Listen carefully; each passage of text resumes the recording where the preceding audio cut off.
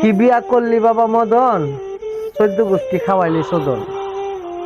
কয় এটার মানে কি জানেননি? যে এক লোকে বউ দেখতে দেখতে মনে করেন ঘটককে হয়রান বানাই নিচ্ছে। তো ঘটক লাগ কইরা তার এক ছেলেরে মেয়ে সাজায়া দেখাইছে।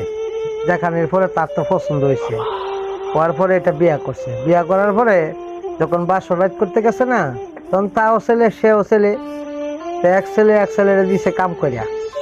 দেওয়ার পরে পরের দিন সকালে উঠে কেমনে করবো যে বউ আমারে কাম করে দিছে, মানে খুব দ্রুত বিষয় টিসা লইয়া 1 সপ্তাহের ভিতরে মনে করেন প্রবাসে আইসা বসছে। আইসা আর বাড়িতে খবর টবর নেয় না। তখন বউ চিন্তা করছে কিরে এর কাছে বিয়া বইলাম, তাই কিন্তু সাপ পাইলাম না, বিয়ার ঠিকঠাক বিচারটা করে নি। বিয়া কইতাছে আম্মা তাই ওই রুজিনারে দেন না, আমার লগে থাকতো। হ্যাঁ ননদরা আর কি দিছে। পরে ননদরে দিছে কাম কইরা, তো ননদ শর্মে কয়তারে নাই। পরের দিন কই কি মা আমি যাইতাম না, তুই যা। তো গিয়ে কইছে আম্মা ও ইয়া রুজিনা যেতে যাইতো না, তো আমনি আয়েন। তো হ্যার মা গেছে গেছে পরে দিছে হ্যার মারে ফোন দেয়া।